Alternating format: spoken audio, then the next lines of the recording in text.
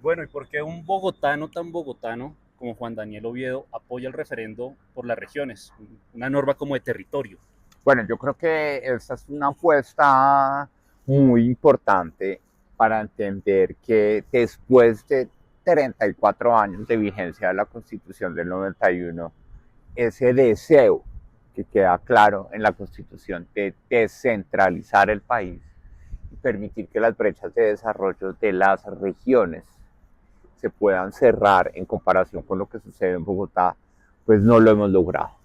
Y no lo hemos logrado porque tal vez hemos desdibujado el rol del empoderamiento de los ingresos.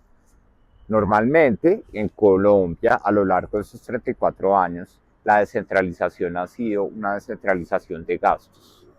Tenemos un gobierno nacional que dice, toda la plata y todos los impuestos son para mí, y ahí les mando un pedacito de ese recaudo para que ustedes hagan tareas de salud, de educación, infraestructura de servicios públicos domiciliarios. En ese momento, lo que nos hemos dado cuenta es que esa responsabilización de gasto ha convertido a los gobernadores del país en simplemente ordenadores de gasto, es decir, personas que no tienen una capacidad de administrar recursos propios de fondos para promover estrategias de desarrollo que verdaderamente respondan a las necesidades de los habitantes del país.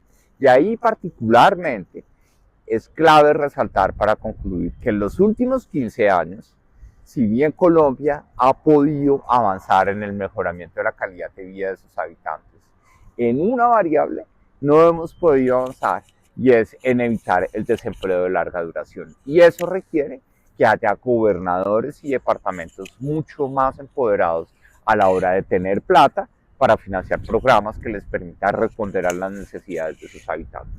Y eso creo que tenemos que hacerlo también para Bogotá, porque Bogotá es una ciudad que aporta más plata de la que recibe y más que un presidente que anhele la sed de los habitantes de esta ciudad para hacer valer sus ideologías, lo que queremos es que se piense claramente que Bogotá es un aliado estratégico no solo para el desarrollo de sus habitantes, sino para todo el país. Bueno, para los que nos escuchan en el podcast, los que están en video, pues ya saben con quién estamos. Los del podcast seguramente por su forma de hablar y por su acento ya también Por el saben. acento, todos dicen que solo escuchan mi voz y mi acento y ya me reconocen. Eso es muy bueno en política, ¿no? Es, Diferencial. es una ventaja, sí. Marketing político. Lo que al principio le generaba fastidio a la gente cuando estaba en el DANE se ha vuelto un activo político, una marca. Bueno, muy bien. Y estamos aquí hablando por el referendo por las regiones, que Juan Daniel Oviedo, hoy concejal de Bogotá, pero próximamente candidato a la presidencia, está liderando. Rochi, ¿qué más preguntas tenemos? Bueno, tenemos otra pregunta. ¿Por qué hacerlo por un referendo? Ok, bueno, es una buena pregunta técnica y es importante recordar que la propiedad de las rentas tributarias es un sujeto de la constitución política.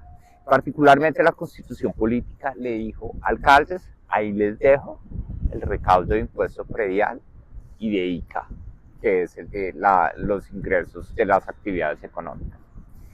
A los gobernadores la constitución del 91 en ese momento no les dejó nada, simplemente lo que se llama teóricamente los monopolios rentísticos de licores, cigarrillos y juegos de suerte y azar. Y hoy lo que nos estamos dando cuenta es que la plata, perdón que use esa palabra, del vicio, del alcohol, de los juegos de suerte y azar, pues no es suficiente para atender las necesidades tan importantes que se generan por ser un país tan diferente. ¿Sí? Pensar el desarrollo en el Putumayo es algo muy distinto hoy que pensar el desarrollo en el departamento de Sucre.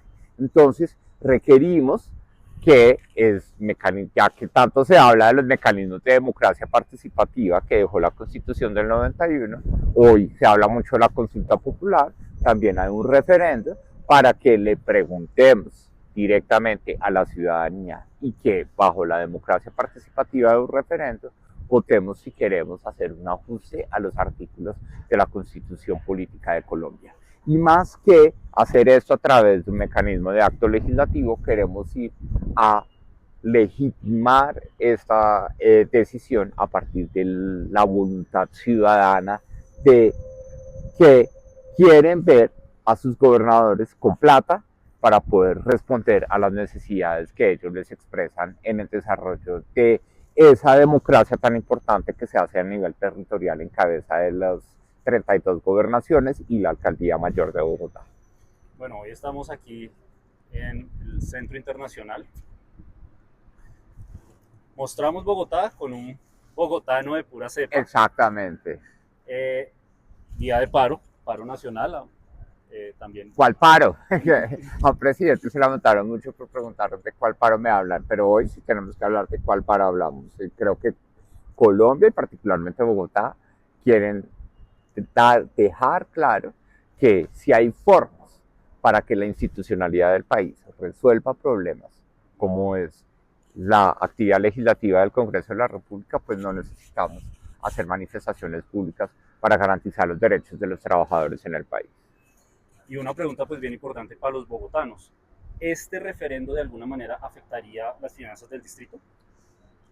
Mira, yo creo que más que tener una ambición de que Bogotá vaya a recibir más plata o una preocupación de que Bogotá vaya a recibir menos plata, lo que sí se estima es que dentro de los criterios de subsidiariedad y de solidaridad que se plantean en este referendo, porque es algo muy importante de aclarar y de resaltar, y es que no le estamos cediendo la titularidad del impuesto de renta y de patrimonio a cada gobernador o al alcalde de Bogotá, sino al conjunto de gobernadores y de la alcaldía de Bogotá. Eso significa que va a haber un nuevo poder, llamémoslo así, o una nueva instancia territorial dentro del Estado, porque todos ellos en su conjunto van a definir cuándo es mejor definir o asignar recursos a partir de criterios de eficiencia, cuando bajo criterios de redistribución. Por eficiencia, Bogotá se merece más plata, pero en el momento en el que nos encontramos en el país, las prioridades de solidaridad y de brechas de desarrollo que tienen departamentos como el departamento del Chocó, pues se requieren que haya también más plata de la que se está asignando en este momento para lograr una apuesta de desarrollo, por ejemplo, en el departamento del Chocó. Ok, buenísimo. Si esta iniciativa llega a feliz término, ¿cómo te imaginas a Colombia en 10 años con esta aplicación?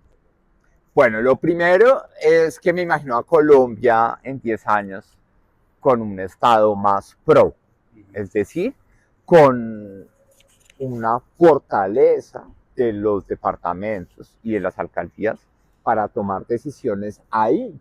¿Sí? Lo que pasa en Colombia y que mucha gente no se entera es que las decisiones casi siempre se toman aquí. ¿Sí? Y entonces una necesidad de Maicao no necesariamente puede ser resuelta automáticamente por el gobernador de La Guajira, sino que tiene que venir a Bogotá, ir a la instancia de planeación respectiva y esperar a que la plata del Sistema General de Participaciones llegue allá para resolverla. Entonces, creo yo que esa dependencia de los recursos para gastar nos ha imposibilitado una reflexión de fondo en Colombia, y es que queremos que exista en lo público, por ejemplo, en Maicao, en La Guajira.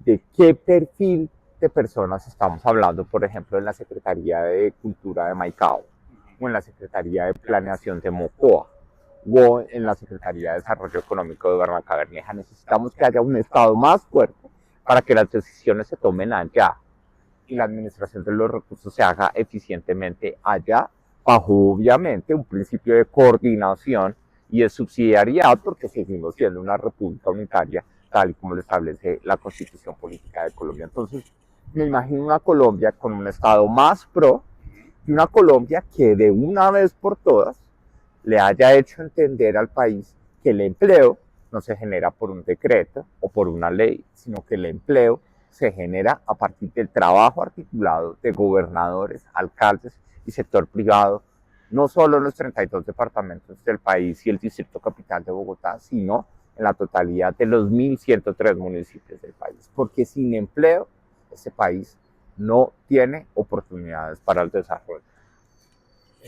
Juan Daniel, ¿tú consideras que si este referéndum llega a pasar, se fortalecería la democracia local en cada uno de los territorios? Yo creo que sí, porque hoy, un poco en el recorrido que hemos tenido la oportunidad de hacer por diferentes ciudades del país en este ejercicio de participación en política, nos hemos dado cuenta que la gente, cuando quiere ver la rendición de cuentas o quiere exigirle a sus gobernadores, casi siempre la respuesta del gobernador es: yo no puedo hacer eso porque no hay plata, hay que pedírsela a la nación. Entonces la ciudadanía quiere ejercer un control político mucho más incidente y efectivo alrededor de sus gobernadores. Entonces creo yo que este referendo va a permitir que la figura y el ejercicio de la democracia a través de las gobernaciones y la responsabilidad política basada en un ejercicio de rendición de cuentas va a ser supremamente efectiva para que la escucha de la ciudadanía rinda frutos con proyectos concretos y no embolatándola diciendo: no, es que aquí no hay plata porque solo dependemos del alcohol y el cigarrillo, toca esperar a que la nación nos mande plata para poder hacer ese proyecto. Y ya cambiando un poquito de tema, yéndonos a algo más de ciudad, ¿qué te pareció tu experiencia o qué te deja tu experiencia como concejal de Bogotá? Bueno, no, este video se está grabando a cortas hacia la puntica de mi renuncia del Consejo de Bogotá. Me deja con unos sentimientos súper encontrados porque, primero, ha sido una oportunidad de servir, ¿sí? Y de entender de una vez por todas que la verdadera transformación en política sucede cuando somos capaces de escuchar lo que quiere la ciudadanía. Colombia es un país que por su tejido social, por su conflicto y por su heterogeneidad territorial, sí es un país de los nadies. Acuérdense que el presidente y el progresismo hizo campaña con el tema de los nadies. Sí, es un país de los nadies. Nadie escucha a las personas. Y escuchar a las personas en Bogotá fue un ejercicio que nos permitió tener una maduración de nuestro proyecto político para entender que hoy la gente está esperando de la política cosas sencillas. Eso sí, está esperando honestidad, está esperando servicio, está esperando efectividad.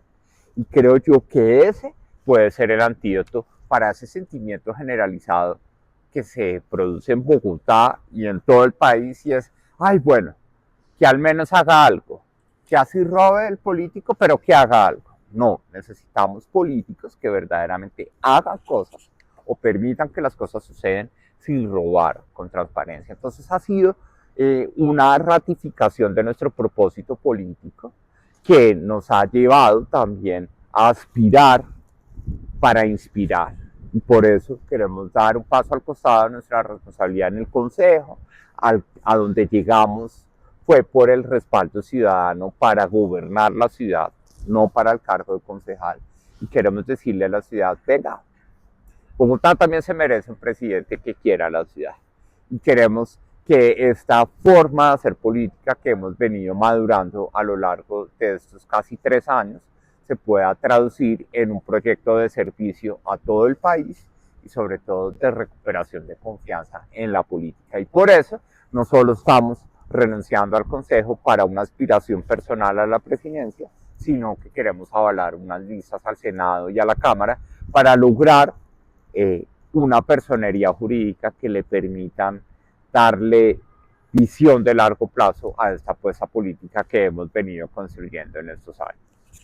¿Te imaginaste ser concejal de Bogotá o en tu familia se imaginaban que alguien cercano iba a ser concejal de Bogotá? No, yo ni siquiera. Es decir, el día de las elecciones yo estaba preparado para decir: perdí, chao, o gané y vamos a segunda vuelta. Es decir, nuestro objetivo era llegar al segundo lugar para que hubiera segunda vuelta. No estábamos preparados, yo no estaba preparado. El ejercicio del control político no había sido mi fuerte, pero en este año y medio prácticamente ha sido un proceso de aprendizaje y al mismo tiempo de reconocimiento de que la política no es tan compleja requiere actitudes claras y sobre todo compromiso de servicio continuo a la ciudadanía. Y eso lo aprendimos en Bogotá, se lo agradecemos a todos los habitantes de Bogotá, se lo agradecemos a nuestros colegas en el Consejo y esperamos que eso se fortalezca porque Bogotá estará mejor, no solo cuando tenga un presidente que quiera Bogotá, sino un alcalde que valore más el Consejo de Bogotá. Porque hoy tristemente sí me voy con un sinsabor de que la verdad, el poder del alcalde de Bogotá se basa en silenciar al Consejo de Bogotá. Y en lo local, este tipo de conversaciones del ejercicio de control político, de hablar claro sobre los problemas de la ciudad, es mucho más necesaria y puede dar resultados más efectivos a la hora de resolverle problemas a la gente en la ciudad. Bueno, nosotros antes vamos a hacer una confesión con Rocío. El concejal Juan Daniel y su equipo dejan la vara bastante alta, es decir, van a dejar un vacío grande, grande en el consejo, porque a pesar de ser primíparos y como su merced mismo lo señala, pues que no estaban con eso en el radar. Exactamente. Los debates que prepararon y las intervenciones que hacían siempre nos ponían a nosotros como asesores del Consejo de Bogotá, pues a patinar. Nuestros concejales decían, tenemos que sacar algo muy bien, porque, claro, para las cifras tienen que sacarla bien porque Juan Daniel no puede llegar a sacarnos otro dato. Entonces creo que también elevó mucho el debate. No, de eso se trata. Yo creo que es ahí donde uno dice las corporaciones públicas y los cuerpos colectivos también generan un conocimiento alrededor de la ciudad, que en Bogotá es tremendo. Es decir, una institución que conozca mejor lo que pasa en Bogotá es el Consejo, no solo sus concejales, sino todas las personas que forman parte de las unidades de apoyo normativo. Es una profesionalización de los diagnósticos y las respuestas para la ciudad. Entonces, qué mamera botar la plata con un alcalde sordo que no quiere escuchar las reflexiones que estamos haciendo desde el Consejo de Bogotá. Entonces, ahí sí, nuestra invitación a que hay que seguir trabajando porque el Consejo sea mucho más útil a la hora de tener conversaciones que generen actitudes de cambio en la administración de la ciudad. Escuchándote un poco, quisiera preguntarte a Juan Daniel Oviedo, ¿qué le quedó haciendo falta en el Consejo de Bogotá? ¿Hay algún tema pendiente que dijiste no lo alcancé o me hubiera gustado abordar un poquito más? Yo creo que me hizo falta un alcalde que fuera consciente que hoy la gobernanza de Bogotá está haciendo agua. ¿Sí? Hay muchas manos que terminan dándose cachetadas, que está tan de moda la que le dio la esposa al presidente Macron, que terminan dándose cachetadas entre ellas y no uniéndose para resolver articuladamente los problemas de la ciudad. Entonces me hizo falta una reflexión sobre la gobernanza de la ciudad. Obviamente el Consejo no está facultado para hablar autónomamente de la gobernanza de la ciudad. Es una iniciativa que corresponde a la administración distrital, que obviamente el Consejo la aprueba o la reprueba, pero sí creo que hizo falta esa gobernanza sobre la ciudad.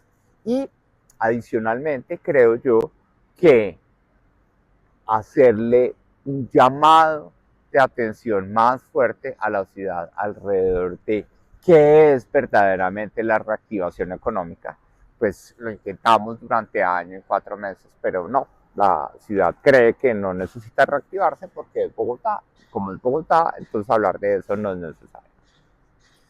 Bueno, y algo que a usted le gustaría que la gente recordara de su paso del Consejo de Bogotá, algún proyecto de acuerdo, algún control político, que si usted tuviera la capacidad de mostrar eso en todos los colegios de Bogotá para que se acuerden, o que la gente vaya a YouTube y busque ese debate o ese proyecto, ¿cuál de esos creería? Bueno, todos se llevaron un pedazo de la cabeza y el corazón, pero creo que al que podría la gente decir es el más bobo, pero que significa mucho para mucha gente, está el proyecto de promoción o prevención de los abusos, o promoción del debido proceso a la hora de imponer el comparendo de 2 en Bogotá. La principal fuente de actividad económica en la informalidad de Bogotá es manejar Uber o tener una moto en pick-up o en las plataformas de movilidad. Y que a la gente que trabaja que compra su carro, su moto para ponerla a trabajar, se la monten y les hagan perder casi 1,5 millones de pesos por una sanción asociada con el comparendo de 12, simplemente porque hay abuso de poder, hay retención de teléfonos, hay montadera, llamémoslo así, pues no puede ser eso. Entonces, ese acuerdo, el acuerdo que busca racionalizar la imposición de comparendos de 12 para nosotros fue significativo porque es la primera vez que una corporación pública habla con claridad de que las plataformas existen, de que la movilidad basada en plataformas existe, que beneficia a las mujeres porque ellas sacan más plata de su bolsillo para sentirse más seguros, para que no las manoseen en Transmilenio. Lo que no puede pasar es que estando en un entorno seguro que ellas están pagando, el chofer las coja y les diga, amor, digamos que somos novios para que no me retengan el carro. ¿Sí? Entonces, creo yo que ese es para nosotros un avance más importante que seguramente vamos a querer proyectar a nivel nacional para que Colombia de una vez por todas deje de ser mojigata con el transporte de pasajeros facilitado por plataformas y resuelva el problema del mototaxismo en las regiones menos desarrolladas del país. Juan Daniel, a nosotros nos ven niños, nos ven personas adultas, bueno, nos ve un sinfín de personas que dicen, venga, yo quiero participar en el control político, quiero aprender de mi ciudad. ¿Qué consejo le das o qué invitación o cómo pueden hacer ese control? ¿Cómo pueden estar pendientes de lo que pasa en su junta local, en su barrio, en su localidad? Porque nos hemos dado cuenta que la gente no conoce su entorno. La gente no conoce y tenemos una institucionalidad que no ha sido muy proclive a alimentar la curiosidad de la ciudadanía alrededor de estos ejercicios de control social y de control político. Bogotá tiene una sobrecarga de instancias de participación. Yo digo en un tono jocoso, a cualquier problema de Bogotá no se le niega un consejo local o un consejo distrital o una mesa interinstitucional, todo, siempre, cualquier problema puede tener una mesa en todo. Pero si la gente no participa de forma auténtica, si la gente evita ser instrumentalizada, porque pasa que se aprovechan de la ciudadanía, por ejemplo, en los presupuestos participativos, pues necesitamos que esa cultura ciudadana que tanto queremos que resucite en Bogotá se alimente de la curiosidad, se alimente de aprovechar, en este caso, de que el Consejo de Bogotá sí es una entidad supremamente abierta, todos los días a las 9 de la mañana o a las 2 de la tarde o a las 6 de la tarde, según sea la fecha de la sesión, hay transmisión por YouTube. El Consejo de Bogotá tiene el repositorio de información de la ciudad más rico que pueda tener la ciudad, porque todo lo que nos responden a nosotros como concejales es público. Y esas respuestas son supremamente potentes porque, pues lo vimos en un balance que hicimos del Consejo de Bogotá, han sido más de 3.500 proposiciones que se han radicado y 3.500 proposiciones como mínimo son 20 preguntas en cada una de ellas. Entonces estamos hablando de una cantidad de material que está subutilizado y que soñamos que algún día se pueda generar como ese gran observatorio del Consejo de Bogotá para que la gente pueda decir, venga, ¿quién fue Oviedo en el Consejo de Bogotá? Y digan, Oviedo, autor de tales proyectos, autor de tales debates de control político, miembro de tales bancadas, con los documentos de soporte, porque ese conocimiento que hay en el Consejo de Bogotá hay que aprovecharlo más para hacer más control social y más control ciudadano. Bueno, ya saliéndonos un poquito de la política y para terminar, nos gusta que nuestros invitados nos cuenten algo de Bogotá, algo que les guste, algo que les traiga bonitos recuerdos, algún sector de la ciudad, una historia que tú tengas y un sitio que recomiendes. Bueno, naturalmente, por lo que es mi trayectoria de vida, la nostalgia que me genera mi casa en Normandía es muy fuerte. Sobre todo porque hoy mi casa, tal cual donde yo vivo, es un restaurante de comida santandereana, ¿sí? Que están las mismas puertas, los mismos baños, lo mismo todo. Y es como el rol que también la herida que puede dejar la ciudad con una transformación de la vocación de uso del suelo sin que la planeemos adecuadamente. Entonces, Normandía juega un rol sentimental muy importante en mi vida personal, pero si se trata de ir a alguna parte que es supremamente interesante, pues generó mucha controversia, pero yo sí me siento orgulloso de haber sido vecino de Bosa. Y la localidad de Bosa es una localidad supremamente rica en el sentido de la diversidad y el espíritu emprendedor de la gente de Bogotá. Queremos ver siempre a Bosa como parte de los problemas, de la pobreza, del hambre, de la droga, de la inseguridad, pero hay cientos de miles de personas que se levantan todos los días con ganas de decir, bueno, vamos a darla toda para sacar adelante nuestro hogar y nuestras cosas. Y por eso, pues ya entiendo el apelativo, porque por eso también la gente goza, porque así como trabajamos duro, pues queremos tomar nuestras cervezas, queremos conocer, queremos jugar polo y rana, ante todo. Yo creo que es una localidad que se va a volver un atractivo turístico con la primera línea de metro de Bogotá. Y de sitios inspiradores, pues les comparto una anécdota, y es que mi decisión entre aceptarle a Petro la dirección del DANE o salirme para aspirar a un cargo público, en ese caso la alcaldía de Bogotá, se hizo mirando a Bogotá, pero no una cara de Bogotá que todo el mundo conoce en panorámica, que es Monserrate o La Calera, sino desde la Cueva del Arco, que es un mirador que queda cerca del Parque de Egipto, que tiene una mirada súper, súper, súper maravillosa de Bogotá hacia el occidente y hacia el sur, que muestra verdaderamente que somos una ciudad que se merece un mejor futuro. Bueno, pues concejal Juan Daniel, la verdad que nosotros cuando iniciamos este proyecto Democratizando fue para mostrarle a la gente Aquí estamos democratizando por Bogotá. Mi esposa nos regaló estos vasitos, pero cuando fue a comprarlos, que es en un sitio en la 93 que hay en los comentarios, los vamos a, en el copy los vamos a etiquetar, cuando les dijimos que era para Juan Daniel Oviedo, prácticamente nos regalaron el vaso. Perfecto, no, muchas gracias y sobre todo felicitaciones a ustedes porque estas iniciativas de comunicar mejor lo que pasa en la ciudad, lo que pasa en la política, lo que pasa con la educación financiera y hablándolo claro y sencillito es fundamental para que usemos mejor este canal de comunicación de redes sociales y de medios digitales, que hoy el 85% de la juventud entre 18 y 25 años usa estos mecanismos digitales para informarse de actualidad política en el país.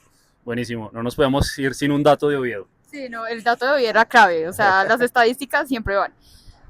Queremos darte las gracias por estar en este espacio, de verdad para nosotros es muy agradable y es un privilegio tenerte acá. Para muchas personas creo que ven esto y esta cuenta, eres un modelo a seguir, eres un ejemplo de política correcta, política diferente. Y nada, las puertas de Democratizando siempre van a estar abiertas para ti, te deseamos lo mejor en este nuevo proceso. Sé que hablo por muchos, pero te vamos a extrañar también en el consejo. Independientemente de la postura política, creo que esa es la forma. Eso es lo chévere también. Una cosa que aprendí en el consejo es que podemos unir en la diferencia. Eso sí, a veces nos dimos palo y nos sacamos los trapos al sol, pero eso es la política. Lo importante es que eso sea un momento y no la esencia de las cosas. Y aquí la esencia de las cosas que aprendí en el Consejo de Bogotá es querer servir a resolver los problemas de la ciudadanía. Bueno. Nada, muchísimas gracias y si ustedes tienen dudas, comentarios, pues nada, escríbanos y véanos en otro capítulo de Democratizando. Y sigan a Oviedo. Sigan a Oviedo. Adiós.